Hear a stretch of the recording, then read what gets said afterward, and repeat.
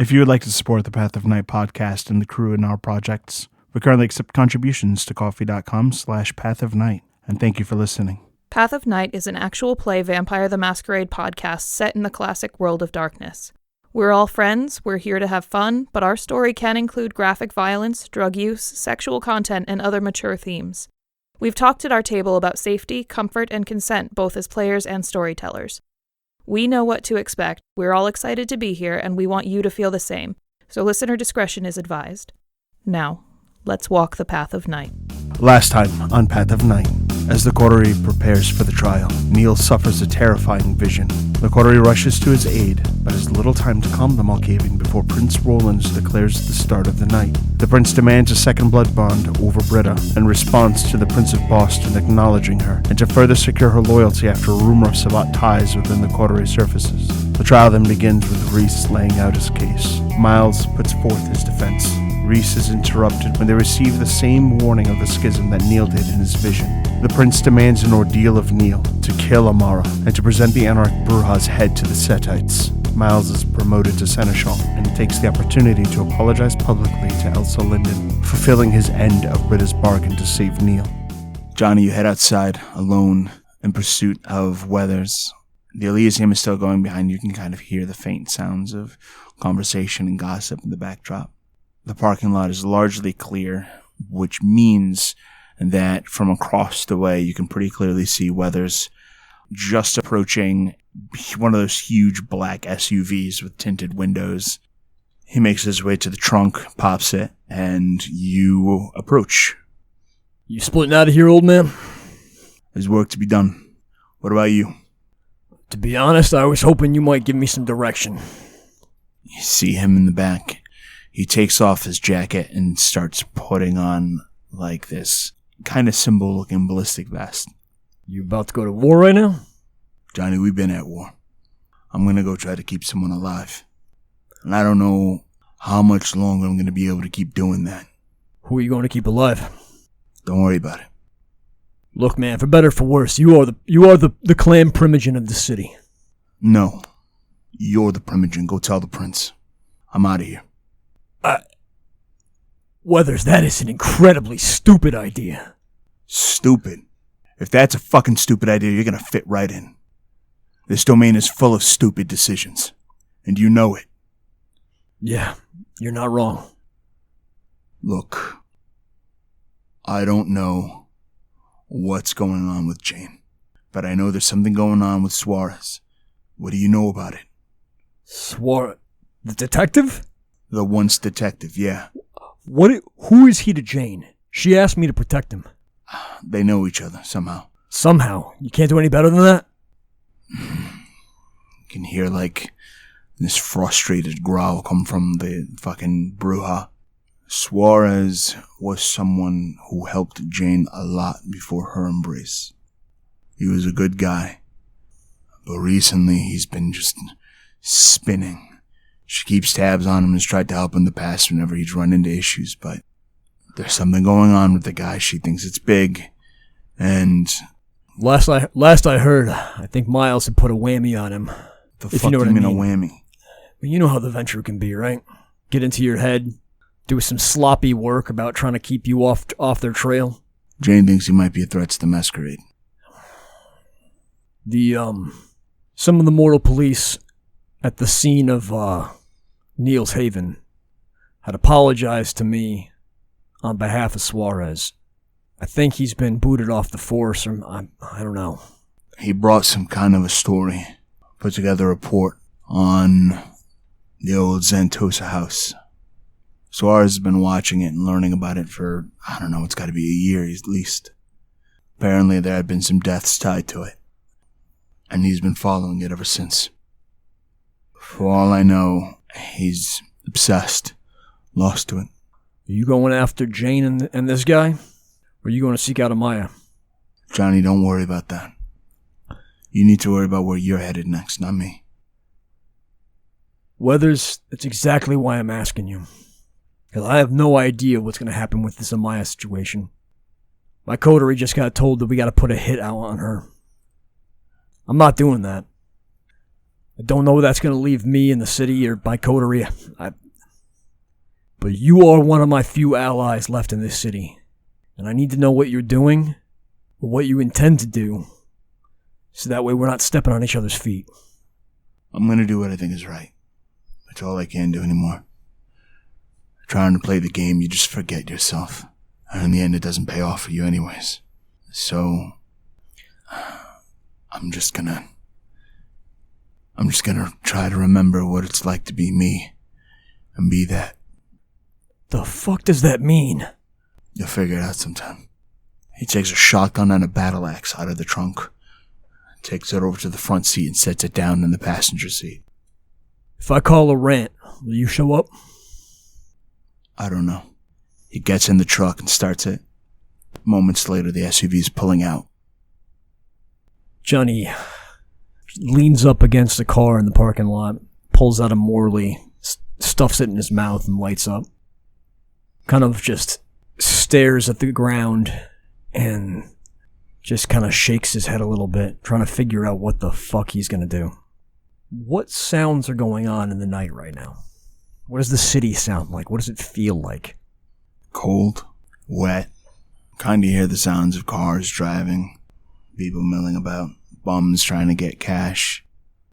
It's the kind of sound the city always has, just this callous, zombie-like hustle. Sounds kind of tragic. After what seems like a couple of seconds, Johnny notices that his cigarette butt has just burned down to his fingers, and he looks down and sees that like just this huge ash is sitting there, and he's probably been sitting there thinking in contemplation for much longer than he thought. He flicks the cigarette, and he goes for a walk. He just walks away from Elysium and just kind of starts walking through the downtown area, aimlessly kind of just looking for answers. You head down the street, and you kind of find that your presence has become so imposing over the course of the past few months that the homeless folk who usually ask for money, even they can't seem to work up the courage to stay on your path, and everyone just kind of moves out of your way, afraid of you.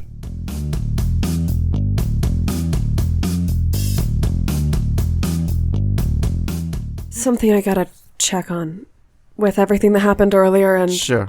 What do you need to check on? Neil, why don't we take a walk? No, hold on. Wait. Primogen Nex. Okay, yeah, that's fine. Do you... What you... I can keep it together. Do you want me to... This might be good. Do you need... Yeah, Okay. Yeah, of course. No rest for the wicked, as they say. Can you give me 10 seconds? Yeah. And he sort of extricates himself from Britta's hug and then turns and gives Wynn a huge hug. Wynn bear hugs him.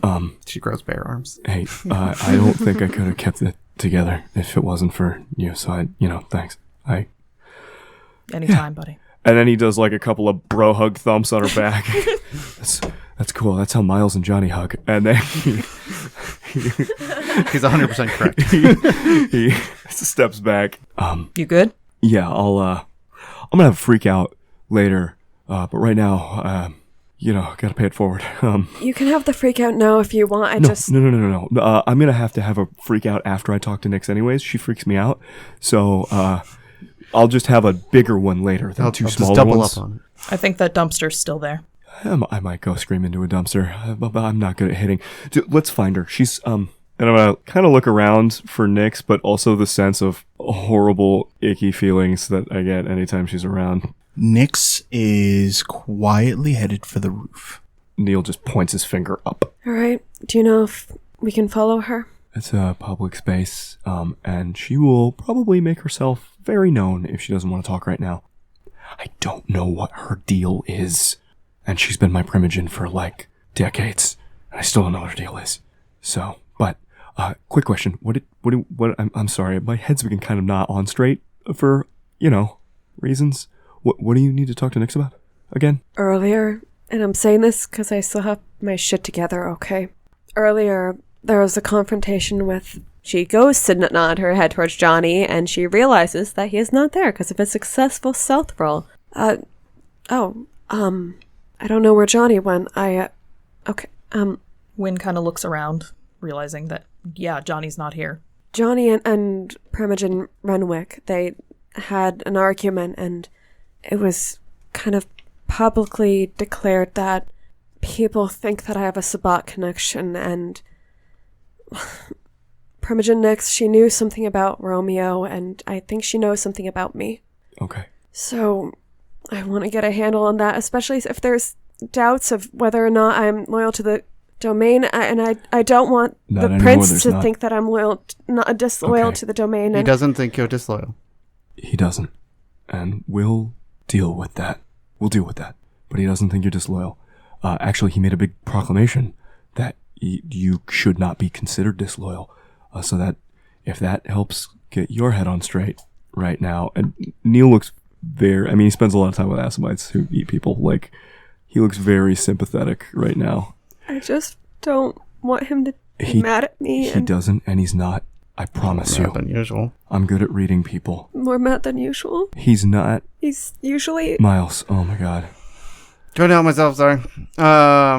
He's not mad at you, Britta. Not Look, that kind of mad. Yeah. I What kind of mad? can stop. Both of you stop helping. Both of you stop helping. Oh my god. I can't. He's not mad. He is not mad. Period. End of statement and sentence. He's not. Let's go talk to Nix. Now, before you spiral. I'm familiar with spiraling. We're not going to spiral right now. We're going to go talk to Nix. Okay. And Neil gives Wynn and Miles, who he is blood bonded to, both looks of like, I'm sorry I snapped, but, you know, Apology not accepted. She's blood bonded. She's spiraling like crazy. This is kind of my wheelhouse. Like, don't. Get up here with me. Bitch, I have claws. I'm sorry. I just, I'm familiar when someone was having a complete mental breakdown about emotions. He's explaining a lot with his eyes right He now. does do that. That's what his eyes do. He actually I does could sign project it language. into your brain, but after giving a way too complex look to Miles and when Neil looks over at Britta and is like, okay, let's go upstairs. We can. Okay. Can you guys find Johnny? Yeah, Yeah. check I'm in a on little him. surprised that he's not here I'm to not. celebrate the good news or whatever. I know. We're going to have to think about that. We're going to have to deal with it. And probably not in a way that Johnny's going to be happy with. You guys go see Nix. Wynn, see if you can locate Johnny. I'm gonna go to my former office and sit there for a bit.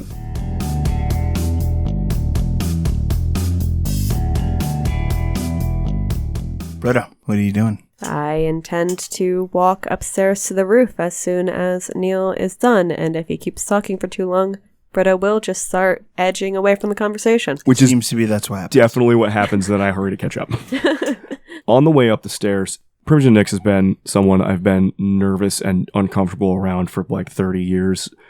Is there anything I can prep Britta for about how to talk to her the right way? Or am she I... doesn't talk to you? Yeah, that's what I was afraid of. You can spy Britta By your perspective, she was already making a mistake. It's fair. You can spy Britta using the very tip of her sleeve to just dab at the corner of her eye, in case there was any hint of a tear at the idea of Roland's being mad at her. Make sure to preserve her makeup before the meeting. She's going up to the roof. Neil sort of walks behind her, 3 steps behind and to the left, just kind of like, I don't really want to be here, but I am the Malkavian. I guess I should be here.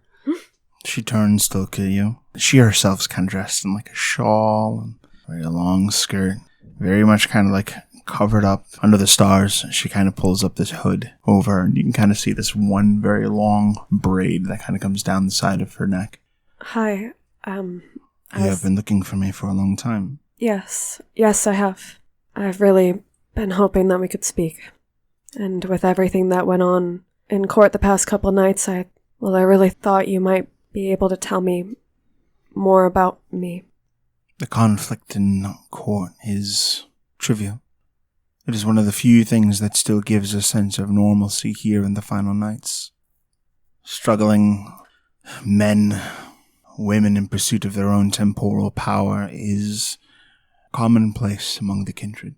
It is only when such pursuits are abandoned that there is any real concern, because it is when they step away from those pursuits that they begin to see the world and realize what is to come next.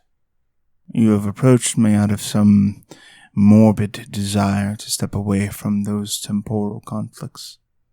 I've been told that you knew something about Romeo. Something that would connect into me. And were you warned that knowledge carries with it consequences that are not easily undone? Yes. I knew Romeo well, and became privy to his secrets.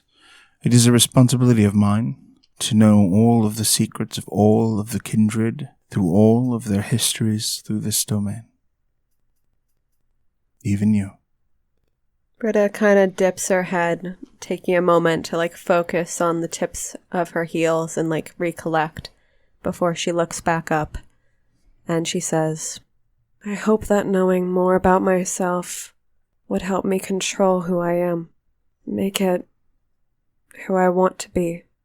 And others seem to know my secret or to know some part of it, and I don't think it'll ever go away, whatever it is. So I'm hoping I can make a choice about that.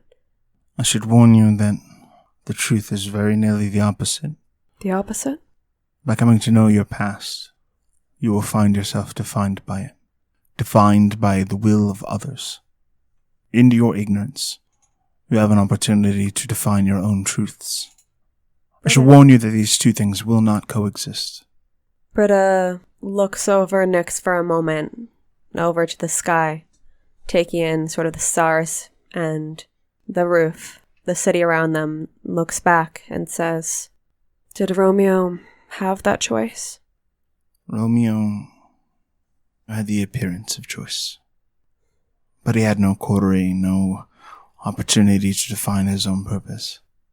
He was a pawn. And unlike you, he remained a pawn.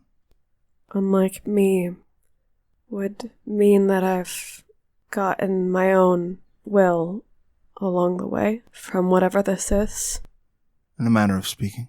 Unfortunately, choices you've made along the way have carried a price regarding that free will. But ultimately, I believe you will find Upton Rollins to be a temporary presence in the grand scheme of things. A pawn himself. You see, Upton Rollins is a man who believes that he usurped power. He believes that he took it by right because his sire was such an evil woman. But the truth is, he remembers what she has decided he remembers.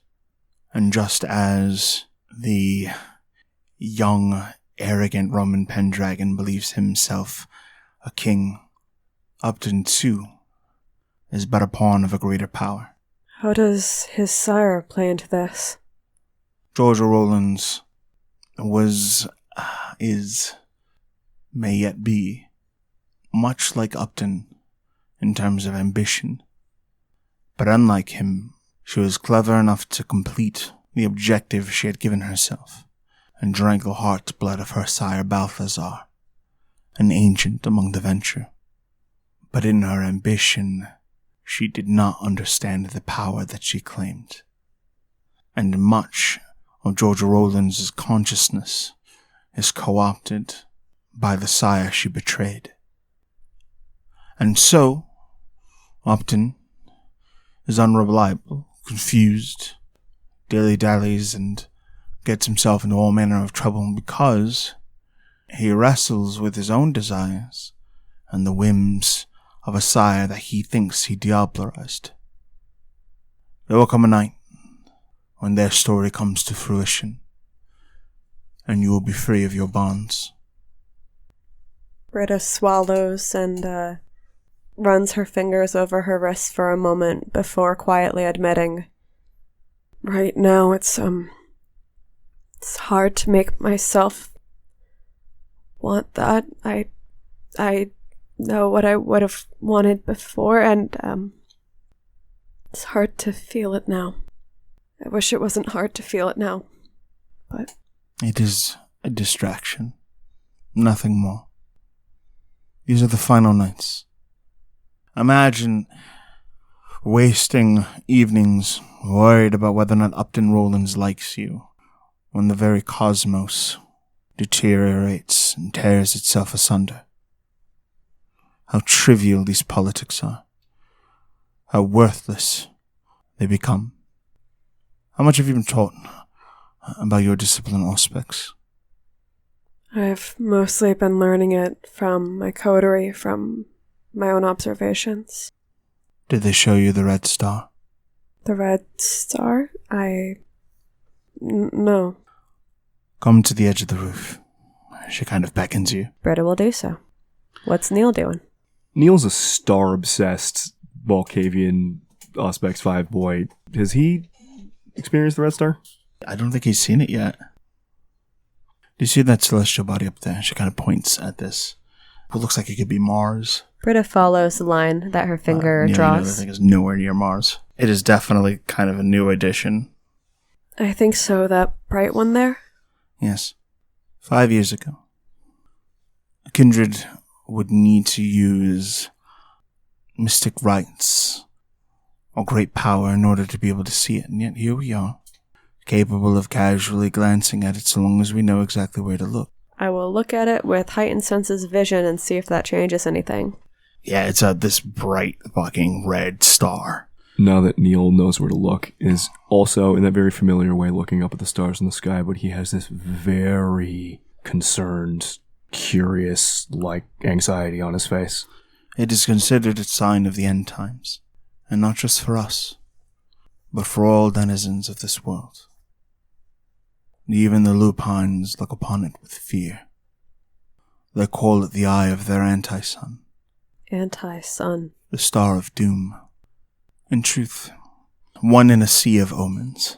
Neil nods in agreement, yes, that's accurate. And yet that star shines. And that star has something to do with my past? Yes. Where you come from, that star would prove as evidence of all that they have built toward.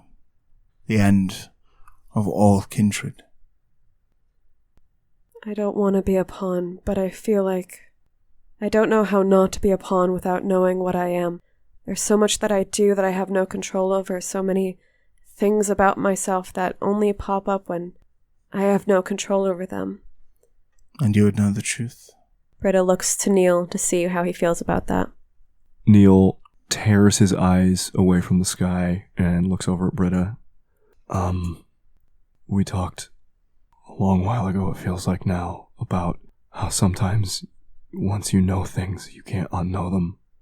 And once you see things, you can't unsee them, and that sometimes just choosing to be someone is good enough. But I know how much this drives you. No matter what, I will stand by you and I will support you, and I know everybody down there will do the same. Everybody meaning Miles and Wynn and Johnny, not everybody in the... Okay. And he sort of takes a step back, giving her a quietly supportive look, like whatever you decide, it's okay. It's the space of time, if Britta were mortal, where she would be taking in deep breaths. But her being a vampire, it's so still. Just picking out details with her heightened vision and processing around them in a visual sense. It seems like her answer in some ways is inevitable. And she looks back to Nyx and she says, I think I have to know. You are part of a circle that has existed for millennia. Worshippers of death. Those who bend knee to ancient Canaanites of unspeakable power, guarded by the sacred Aralu from the shadow of Enoch. But for your sake, I will be brief. You are a chatterling, handpicked, taken from your life at a young age, and trained. A consummate pawn, a weapon to be leveraged against their enemies, and in this case, this enemy is an old one. I am the monitor for a group who calls themselves the Incarnu. It is our purpose to watch and understand the deeper, unseen currents that flow beneath the politics of kindred.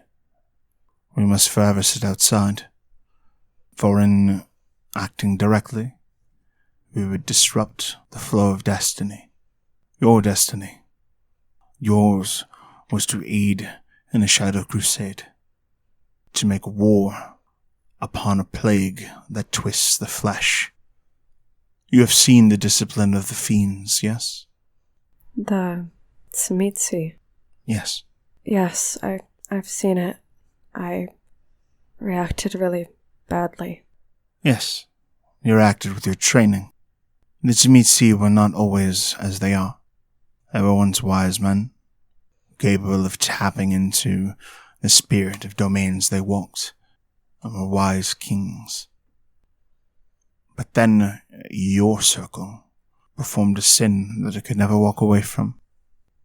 In exploring reality, the realms, an elder of the Tzimitzi, the old clan, found something, and it twisted them forever, warping the very curse of Cain until they were in turn capable of warping the flesh at will. But this discipline, this alteration, it has a consciousness to it. It corrupts and twists the souls of everything it touches. And so deep does its power run that even the antediluvian of the Tzimitzi was not as immune. In rebellion, the Tzimitzi hoped to destroy their ancient sire, this warped monster of the flesh. But its mastery of evolution had brought it beyond even death. Its corpse is here on this continent, shipped far by the Stanovich family, those who now call themselves Xantosa. That was that presence. But a piece of it. There's more? Your purpose was to destroy these things. But Mr. Xantosa was prepared, and you did not survive. You were spared the worst of it by your comrades, but they are long gone now, preparing for how they will put this creature to rest even still. And still they are without answers. Was I meant to be alive as a chatterling? Yes, all chatterlings are.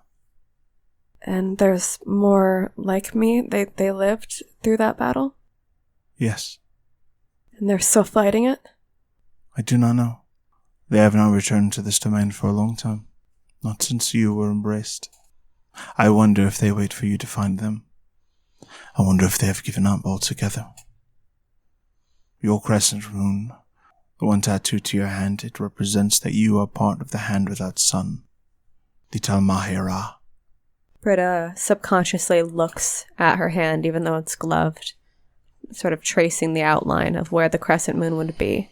I should warn you that our respective circles do not often get along. You're not a part of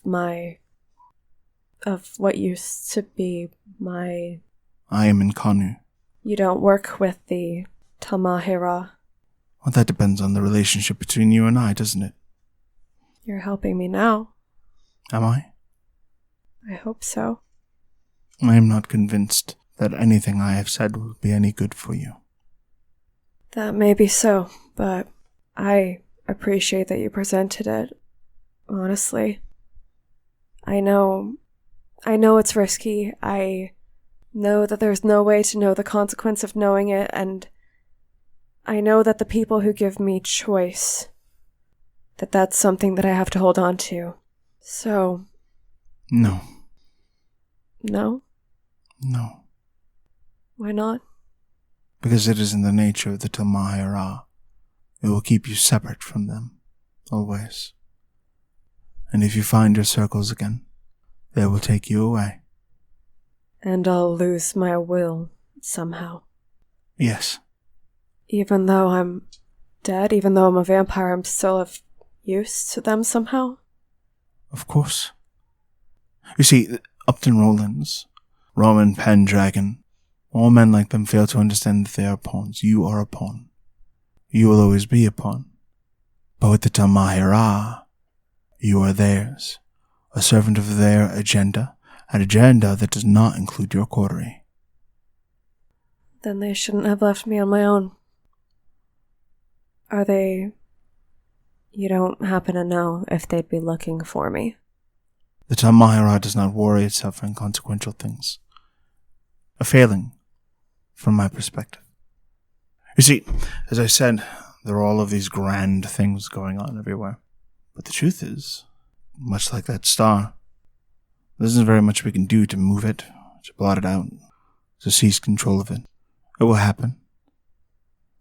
But what you can do, as she points out to Johnny kind of heading out into the parking lot, what you can affect has a much deeper personal meaning than any of this cosmic bullshit. I hope so. Try to make it so. Thank you. Thank you. It really does mean a lot to me. I hope you forget it and worry about things that matter. You know what?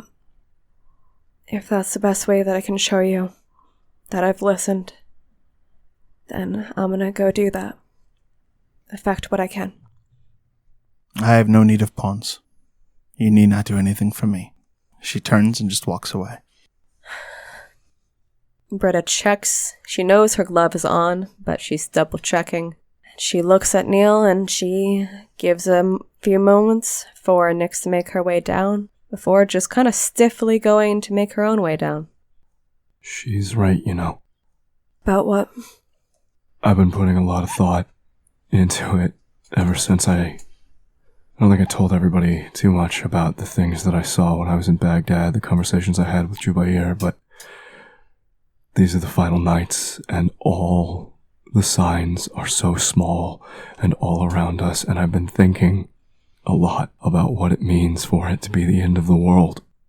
And fighting it or not fighting it, I don't want to say it doesn't matter, but I'm not going to fight it to save the whole world. I'm going to fight it because of you and Miles and Wynn and Johnny and the people I care about. I think that's why Raven is looking for books and why there are so many people doing so many little things. That's why all the elders are playing their elder games. I can't answer for you, I can only answer for me, but if it's the end of the world, what are you gonna do to keep living? I know I answer, but that's why I think she's right. And he kind of nods his head towards the edge of the roof, down towards the parking lot area where they saw Johnny walk past. All I know is that you guys found me, you chose me, and I chose you back. And I'm gonna keep doing that. So, let's go get Johnny, finish out this night, and then you and I can go have our breakdowns. Yeah, it sounds good. I'm a little overdue. Yeah, me too.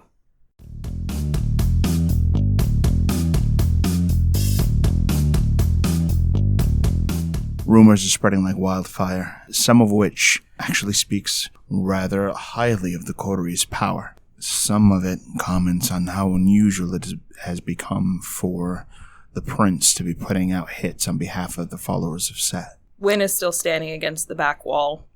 She's kind of just contemplating. Clearly the news of the impending hit against this Amaya person has hit Johnny and Weathers.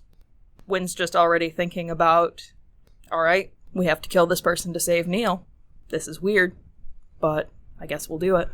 Neil has come back down from the roof with Britta and looks very out of it still. Whether it's something he talked about on the roof. I mean, he doesn't actually look that different from when he was told he has to go kill someone. Neil is a reasonably non-violent individual. He looks like he's wrestling with this a lot and has this look like he's trying to harden himself to the idea of, like, I have to do this. Britta's clearly deep in thought next to him. As they reapproach the gathering, she's looking around, trying to spot familiar faces, and the only one of the coterie she's able to spot, since Miles, I think, is still in his office, would be Wynn. So, Britta leads Neil over, and her expression, it's clearly a lot on Britta's mind. She seems a bit stuck in her determination. As the two approach, Britta looks to Neil to try and check in. All right. I realize it's not the best case scenario, but I'm glad we have you. Yeah, I don't... After And he stops himself from talking any like he was very clearly about to talk about what just happened on the roof, and then looks around the Elysium like with all the prying ears and stops himself. I can't remember. Ever the lot's been on my mind. I can't remember if I said thank you or if I but I'm glad to not be dead for the moment. The feeling's pretty mutual, man. And I'm worried about us, and I'm worried about our out-of-town guest, my out-of-town guest, and it was good news for Miles, right? The Seneschal, although Reese is going to be pissed. Well, he was already going to be pissed when I brought the Toreador in to help. Oh, no, he was actively pissed, but like in a way that was more fun for me to watch. Yeah. So long as we can keep his grace happy. Yeah. I think we need, well, actually, Wynn, you've got Neil for a bit, right? Yeah. All right. What? I have to go apologize. To who? His grace. Why? For what? For earlier, I mean, it wasn't unreasonable what he was asking, and I really should not have, it was so wrong of me to not want to just prove my loyalty. He deserves that, and with everything going on, I need to apologize, especially since there's more to it. There's more to it. It's not just his grace as we know him. There's something that we can help him with. We can help him become better. Britta, I'm going to tell you this from a place of love. He will not care. No. If we can break through to him, we can help him. We learned something up there that maybe is not the topic for right now, and I need to go and apologize to him and make it right. Neil is just pinching the bridge of his nose and shaking his head. I think we need to find Johnny, and I think we need to find Miles, and I think we need to have a little come-to-Jesus meeting. After I go talk. I don't think you need to be talking to his grace, and I don't think he'll see you anyway. But he seemed really upset with me earlier, and with all that, I don't think that's fixed just because Why do you think he's upset with you? Well, because of the acknowledgement, and he said he couldn't trust me, and I don't want him to not be able to trust me. He should be able to trust me. He said after he made you drink from him that he trusts you and that anyone who questions your loyalty is questioning him. Therefore, if you're questioning whether he thinks he's questioning your loyalty, you're asking if he's questioning himself. Britta does seem a little stopped by that. It's unclear at first whether she's stopped by it by trying to figure out what Neil just said, or whether it's appealing to her. An apology would insult him. You really think he would be more insulted? I want to show him that we can help him and that we can make him Do into you what trust his judgment? Yes. Then trust that he trusts you. Neil takes a step back, so he's like a pace or two behind Britta, slightly out of her sight line, and just lifts a thumbs up and nods to Wynn. So then I should just go talk to him to let him know that we're going to help him through this. I don't think we need to talk to him. Britta is just scanning her brain for a reason at this point. It's visually apparent. Maybe another time we'll have a free moment to be able to talk to him, but right now we all need to come together because this is big. I understand where your head's at. Johnny didn't stick around for the verdict. Like he didn't stick around to like come say hi. I mean, afterwards, like all of you did. Johnny left. Britta looks around and notes that he's absolutely missing. He did not come up to hug me like everybody else did, and I know he's. I mean, we're a coterie, we're a family, but Johnny didn't stick around. I'm worried about him right now. If I'm worried about anybody, he says, still giving Britta side eye. Like he's very clearly worried about Britta too, but this is not the place to say that. All right. Yeah, I guess we should find Johnny and Miles. So I will. Miles went towards the sheriff's office. I'll go get him. Wynn, can you? We're gonna step outside and look Britta for Johnny. Yeah, you guys go look for Johnny. I'll go get Miles and make sure he's doing, see how, yeah, I think that's probably maybe for the... Yeah, we're going to go look for Johnny. Neil, habitually unable to end a sentence, just walks off towards the sheriff's office. And Britta will shuffle off with Wynn, seeming a little dejected. Come on, let's go see if Johnny's outside. Okay.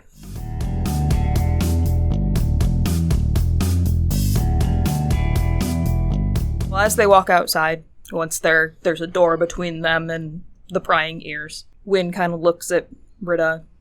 I understand that you're hurting to be near him right now. I really think that we can help him. I think that he's more than he seems to be. And that might be so. I don't think tonight is a night where he's going to be real receptive to much. I don't want him to hate me. He doesn't. Britta, he wouldn't have had you drink from him if he hated you. Okay. Yeah. Alright. If he hated you, he might have had you drink from him, but he would have made you go all the way. And he trusts you enough that this is enough. I don't think I wouldn't. If he wanted me to do that, I'd want to do it too, and I know right now you would. The blood bond does crazy things. I was mad about my sire for a while. Alright. It gets better. Let's find Johnny. Yeah.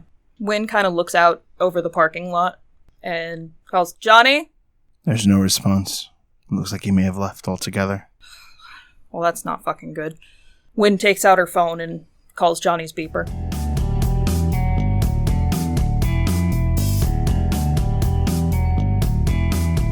Miles, you're alone in the office, and a lot has just happened.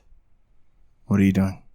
I'm currently sitting in the chair of the sheriff's office, and I'm kind of going through the drawers and seeing if there's any notes left, any articles that I should be taking out. I'm trying to keep busy, but I'm also going through the events of the earlier that night again, and it's starting to come back, and now that we're not dealing with a crisis, and the fact that in some ways I'm far out of my depths without somebody to manage a lot of this stuff that I had to manage, and part of it is the loss of a friend and a person that I talk to a lot, and I'm just not entirely sure what to do besides try to keep busy. Miles, Yes. I can feel your doubt. Why do you do this? Why do you choose to suffer? There's some sort of adage about suffering equaling humanity. Seems appropriate. Are you human? Because I don't think it's appropriate. I think it's something I should aim for most days. Perhaps should. But I know your truth. It's easier to give away to it. Just let it go. It would be way easier. Do you not see? You have struggled so hard, and made so many sacrifices of your own dignity in order to protect those you love. But here we are. You know you will have to kill Johnny. You know that this is coming to that end. And then what? It'll be the death of your consciousness. We don't know that's going to be the ultimate end. Yes, we do. I know it because I've seen the future. And you know it because he's already left. He's already gone. So what will it be? Will you fail the prince and kill Neil? Will you honor the prince's demands and kill Maya and Johnny when he inevitably moves to protect her? Or will you destroy his grace, reducing all of your efforts to preserve his position as prince to ash? In what way shall you fail? I'll find a way through. I always have. Is that what you think on life is? Perpetual victory. Why don't you find a way to save your goal? Were it so easy? He kind of slams his fist into the desk, and it's like, I'm done. Yes, Miles, be done. This conversation is over for now. No, Miles, it is not.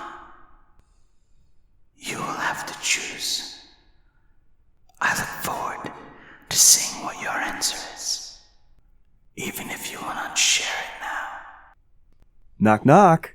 He is visibly closing his eyes and just trying not to sigh too heavily. Neil, like, pushes the door open a little bit, but doesn't enter until being acknowledged, and again says, knock, knock.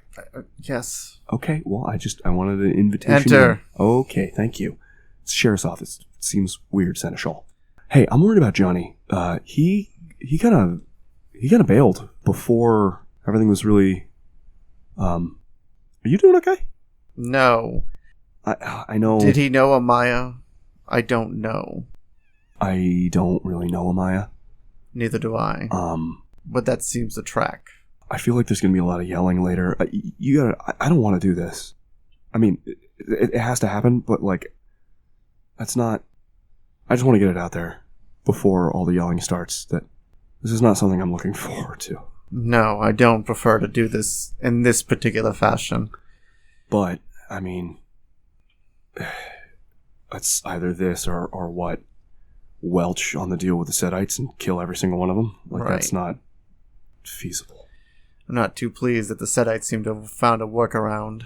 Well, I mean, you had to expect they were going to pull some bullshit, especially since we've been out of the domain so much. Where's everyone else? Britta's getting real... Yeah, I got you. Yeah. So Wynn took her outside, ostensibly to look for Johnny. I don't know where he went. So I'm hoping he's just out in the parking lot, but...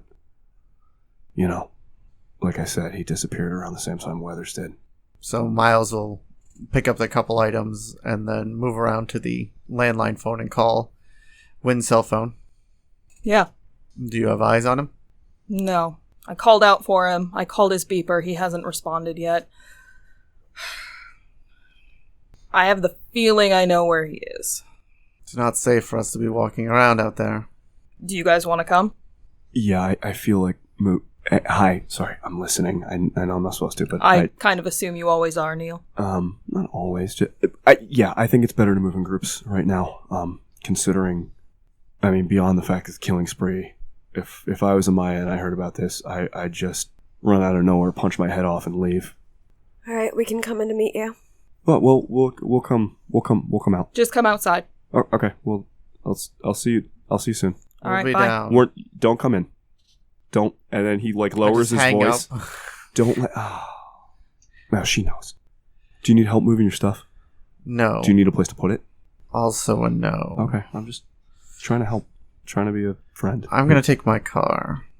Okay. So, I don't know where we're going, but I don't know. Wynn it said doesn't really fit more than 3 people tops. So do I need to take a cab again? Fine. I'm pretty sure Johnny came here and something, so we need to take that. Anyways, go down. We'll go. Well, okay. That's fine. Let's get out of here. And he grabs like a small set of items and just kind of pockets a few of them and goes downstairs. Neil shadows after.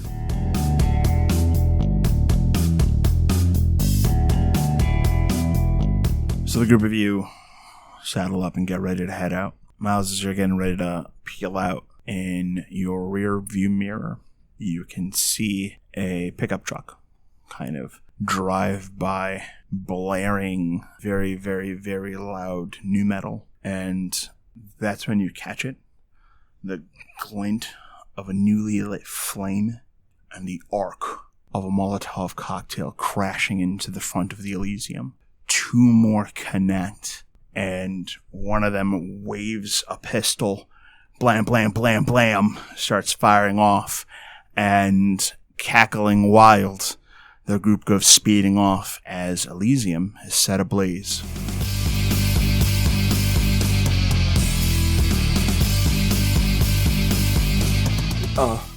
We need to go back. Shit. As they're hit and start getting ready to take off to the road, you hear like just this chanting, "Freedom, freedom, freedom!" We need to go help. Yep. Wynn takes off running for the back door. It is difficulty 9 on a courage challenge to enter a burning building. I'm not going in. Yeah, that's why she's running around to the back. She's not going inside yet. The building is on fire. Your beast is not rationally at a point where it realizes that you can maintain a safe distance. I'm not planning on going into the building. Is it just straight courage? It is a straight courage roll. No success. I'm spending a willpower. 1 success. With 1 success, you can muster the courage to go in. Wynn kind of throws open the back door to the Elysium and yells as loud as she can. Everyone come this way, now! Britta's unable to muster the courage. She assumes the posture to get in the building, but her beast holds her back in the face of the flames, and she watches Wynn with big, grateful eyes. Miles, where is the stuff from Boston? At my house. Shit. Okay. We're gonna make sure there's not any kind of people waiting around the outside for people to flee away from here. Good, yeah, good thought. Good, and Neil puts up his senses to make sure that this is not, like, similar to what the Sabbat did with a throw things there in ambush. Mm-hmm. Okay. You do notice that a lot of the servants who protect the area start working to actually fight the fire. It's very dark, and it had rained earlier, but the clouds kind of, like, thicken, and some rain starts to come down over the fire. I don't see anybody, like, waiting to pop an ambush. No. Does there seem to be a fire extinguisher inside the door? Yes. Wynn grabs the fire extinguisher and keeps the path out the back door clear. Okay. People start rushing out. They are not gathering outside of the Elysium. Some of them just take off running on foot into the night. Others head for their cars, and they just start peeling out. Everyone is just scrambling to get away. Does His Grace come out? The prince is not seen leaving, but it is not uncommon for him to have his own means of escape. Have we seen Elsa? Yes. Nyx? Nyx is seen and then not so seen. Renwick? Renwick is never seen. That's okay.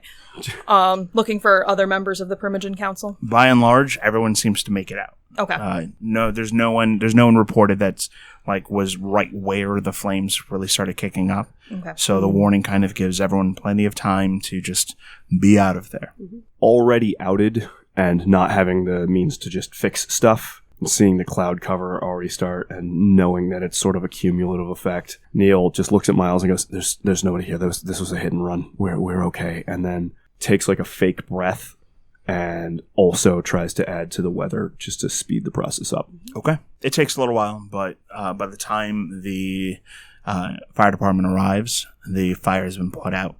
And it's not anything crazy. It does look like some of the wall got scorched, and it was more of an act of like vandalism than a full-on like attack. Certainly not masquerade breachy. No, not at all. Right, but it's putting people on edge. It has definitely caused some panic for the court. Britta has been watching each and every face as they come out, helping people if they need any like assistance. Maybe if they trip, she'll help them up. But she is watching each exit very carefully and does not seem willing to leave. Wynn kind of gives Britta a look. Stay here. And Wynn disappears into the building looking for the prince. Like Neil tries to say something, but she's already gone into the building. When you get to the prince's private quarters, it looks like he's already taken off and left, probably let out by the Nosferatu. Wynn reports back outside. He's not there. Someone got him out. Britta, who has been hovering by the door, technically saying where Wynn told her to say, kind of like nods several times and has that human instinct to take like a breath in. Thank you. No problem. We gotta find Johnny. Well, so Yeah. I was going to say we're reaching the point where we're just lingering around outside of a fire, and if we hang out too much longer, there's going to be mortal questions. So we Okay. should go either way. Yeah. All right. Let's find him. Okay. I'll find Johnny's car. All right. Just follow me. Okay. Sounds good. Wait, are we doing this on foot?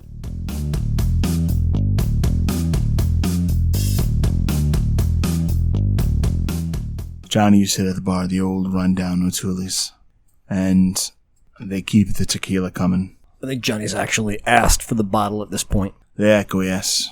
You can kind of hear the sounds of buttons being mashed over at the arcade as two people kind of enjoy a fighting game together. There's some music playing, a lot of like classic rock. And again, people seem to avoid your menacing presence. It isn't until you feel a shadow cast over you that anyone comes near you at all. As you turn, you recognize the familiar face of Wynn. Hey, buddy. Thought I might find you here. Hey, want a drink? He reaches over the bar, grabs a rocks glass, sets it down next to his own, and kind of sloppily pours a drink in both rocks glasses, spilling plenty on the counter as well. Wynn, as he's moving the bottle, takes it from him and kind of sets it in her lap, and she will spend the blood to be able to take that drink with him. How'd the rest of the night go? Yeah. Slugs back the tequila in the glass. Wynn slugs back her own. Oh, God, you have horrible taste. Kind of his head wobbles a little bit, and he cracks a smile after a second. Puts his rocks glass over towards her, where the bottle is, looking to get a refill. Wynn kind of takes the plug out of the tequila bottle and takes a swig from the bottle, hands it to him. He pours himself another drink. She takes the drink and drinks it so he doesn't get an entire drink. It's not going to be one of those nights, man. Is it not? What changed? He puts the bottle down, realizing he's kind of lost that fight, and pulls out a Morley, lights up. You and I are going to talk for a few minutes. We can do that here, or we can take a walk. Everyone else is outside waiting for us. Oh, are they? Well, you didn't come So congratulate Neil. I figure, him being alive is something we can celebrate another night. That's not what you're doing now. I'm trying to collect my thoughts. I imagine you got a bunch. Oh, I do. Come on, out with them. Who is she to you? Who? Amaya? Yep. A friend? Another Bruja who's got their heart in the right place? Because I'm going to tell you right now, she's nobody to me. What's that mean? I don't know, man. Means you're ready to murk her? Do the dirty work of the Setites? Through the mouthpiece of Rollins? If that's what's needed to keep my coterie alive. There's a lot of options on how to keep your coterie alive. Well, let's talk them through, because it's not my first choice. We've always found a way to make it work. And you getting shit-faced in some bloody stool bar. This is a very fine establishment. Very fine establishment, lurking just above the gutter. And they have the very best Jose Carlos here, so. Yeah, that's not a worm in the bottom of the bottle, by the way. That's a monarch caterpillar. Alright. You went after Weathers, didn't you? Yeah, the old man's gone. I don't know if he's coming back. He told me I'm Primogen. Oh, shit. Wynn kind of clinks the glass against his cigarette. Just bends the cigarette right out of shape. Just this crooked, ugly thing. Johnny shakes his head. I don't think I'm Primogen. Just because Weathers said that's the case, and he's leaving town, I don't think any of the other Bruja in the city would follow me or believe that I was Primogen. They followed Weathers. They did. Until Shaw offered him something better. Ever since then, he's been living on borrowed time. You know what I think, Johnny? What do you think? I think the Bruja in the city have forgotten what it means to be Bruja. And I think they need someone like you to teach them how. It's cute. You think so? I was working on it in your truck on the way over. I don't think I'm anyone to teach them how to be Bruja. I think they're being just as Brujas as they should be. They see that the city's weak, the prince is weak, and New Haven doesn't trust the clan and constantly shits on the clan. They see that Pendragon's actually offering them a chance to have something. I don't believe that they're doing anything wrong. They're being a bunch of shitheads. They're doing everything wrong. They're the reason the city doesn't trust the Bruja anymore, because they sold out. They didn't follow their hearts. They weren't like fucking warrior poets. They were fucking sellouts. Every single one of them. And the only two who didn't fucking sell out, Johnny Saxon, is you and Weathers. So who of anyone else in the city is better to teach them how to be proper Bruja again? His shoulders sag, and he kind of looks down at his Morley. He puts it out, looks at you in the face. You can see that his eyes are a little bit unfocused, but his vision starts to kind of coalesce when he finally makes eye contact with you. My clan has been surviving. And if that's selling out, I'm terrified what it is to know what it is to be that I've been doing. Because right now the prince told me that I gotta kill another Bruja to appease the Setites, or my coterie mate dies. And me taking that shit and not saying anything about it, that sounds like selling out. Do you think I was going to suggest you take it lying down? No. But how do I take it? I don't know. I think up the ass at this point, but we're kind of in that position a lot. And we always manage to find our way out. If it comes down to it, yeah, I will kill your friend and I will probably damage our relationship irreparably. Wynn, what the fuck are you and I doing in the Camarilla? I really don't know, man. I'm here for them. What are any of us doing in the Camarilla? Surviving. I mean, Neil's better off with his Assamite friends. Who knows where the fuck Britta belongs? You and I? What are we doing here? I get why Miles is doing it. Wynn takes another slug from the tequila bottle and shakes her head. Buddy, I ask myself that same question all the time. The only thing it comes back to is this coterie. And until now, that's been enough, but now we're facing down the barrel of splitting us up. Because you're not going to help with this. I can't. I know. And I'm not going to let Neil die. But I'm not going to let you stand by yourself. The only thing that's killing Neil are the orders of an insane Ventrue prince who doesn't know up from down or right from wrong. Who's been fucking obliterated by the Tremere and is now a shadow of any vampire that he used to be. We have so many options other than going against Amaya. I could give Pendragon a call, and I could probably get a Bruja hit squad in here to take out the prince tomorrow. I could run away to the Anarchs and tell Amaya about this. Maybe get a group of them to help us take him out. I don't think this is a talk for you and me, man. I think we gotta be honest with our people about this. The coterie? Yep. Because I don't care what we do, but we do it together. I don't know if this is me talking or the tequila, but I don't trust Miles has our intentions at heart. I think he's got the Ventrue clan intentions at heart. Well, maybe this is his coming to Jesus meeting, too. Maybe at this point he's got to choose. And maybe that makes our decision for us. Am I any better if I put him in that position? Because I don't want to go against my clan? I don't think you're going against your clan. I think you're going against a friend. It sucks. This whole shit show fucking sucks. And the easiest way out of this is we cut off the head. But you and I aren't doing that on our own. Yeah. Wynn offers the bottle. Johnny finishes the bottle off, sets it down, takes a moment kind of staring at it. Wobbly kind of reaches into his jacket, pulls out the Morleys, sees there's only one left, takes it out, drops it on the counter. Kind of nods to you like he's ready to go. Don't admit defeat yet, Johnny Saxon.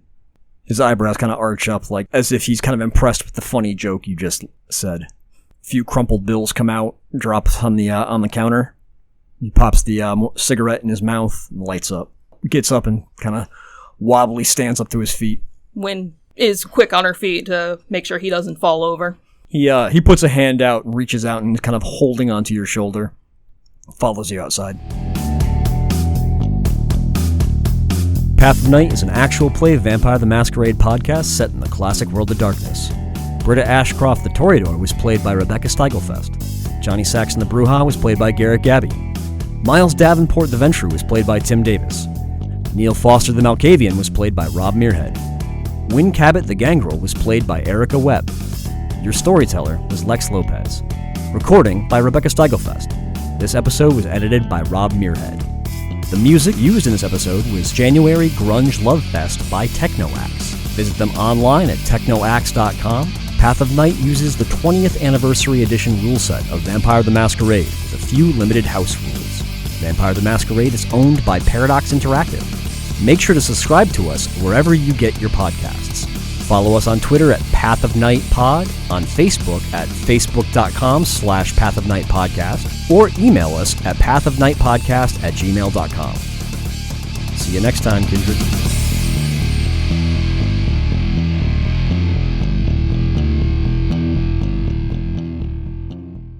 Pogs definitely actually does feel like out as free $3.99, which means Neil definitely has a shit ton of Pogs. They're great. They're cardboarding gross. So I need to blood token Pogs. Time to have an I Avenger need that Pogs slings blood tokens. slammers. Oh no. What's up, kids? Here's my tech deck. Rides in on a skateboard to rescue people. I mean, honestly, it's very Hunter the Reckoning. Stop being so into that. Have a fucking Avenger just like roll up and smash your brains in with a cleaved fucking skateboard. Like, that's a thing. No, ride a skateboard and then use the throwing cleave and send slammers through vampires. The throwing cleave, no matter what. It's a one-shot in tabletop. What's a slammer? It's a one-shot? How the fuck is it a one-shot? Because it's ag. Oh, yeah. Yeah. Imagine someone risking conviction on an attack roll that does ag against you. Yep. Yeah, I just fucking die because a pog slammer hit me in the forehead. You just die of slammeritis, and you're just done. I feel like the You're the flaming dunnest. part had some effect on that. You but, realize fucking, you could just have, like, a sick hacky sack bro that, like, flings hacky sack. Just red dots people to death. I fucking miss hacky sack. All right, so please don't undermine Hunter the Reckoning's coolness that hard. Yeah. Remember those? Mm-hmm. I had those. Fucking devil sticks, baby! It was like the yo-yo where you didn't have to worry about pulling it back up and did it on its own. Yeah, it was just... there was also, the self-winding yo-yos. Automated yo-yos? Yeah, the yo-yo ball. Those things are bullshit and fake. The 90s definitely had the weird yo-yo revival for a while. Yeah. Everybody was into, like, I learned fucking all of my yo-yo tricks. all in, the, like, competition 96. yo-yo shit, which, by the way, you could definitely have a fucking, like, goddamn Avenger show up with a cleave yo-yo and, like... Dude, honestly, that sounds awesome as, like, some, like, fucking, like, 12-year-old, like, Avenger with a Cat's yo-yo. cradle, bitch. I mean, yo-yo weapons have been around Walk for the a while, dog, and they're bitch. pretty great. Around the fucking world! Around the world. Seriously, like, I was, like, fucking the beginning of Turtles, right? Yep, Turtles Yeah. too. Yep. But that's when they stopped being able to use weapons. But I'm just like, I'm imagining, like... Anytime you... in the 90s, anytime you were like, yo-yos are lame, to people who really like yo-yos, they went on, like, a random out-of-nowhere history spiel about how they, like, originally were weapons. At, like, so many kids randomly had, like, weird warrior yo-yo history knowledge. Yeah, it was Never had important. someone rant them about Yeah, Really? That happened to me, like, 3 fucking times. That might just be a you case. It happened so often, I assumed it was universal. No? Remember when we used to be on a podcast? No. Yeah, it was our yo-yo podcast. I remember that. I thought we were recording another episode of Beast Mode. They should not have been set in the 90s. Yeah, no, you made a mistake. Look, I understand it's a very cool year and a cool setting, but, like, you fucked us up. Sinbad's genie movie. This has gone wildly out of control. All right.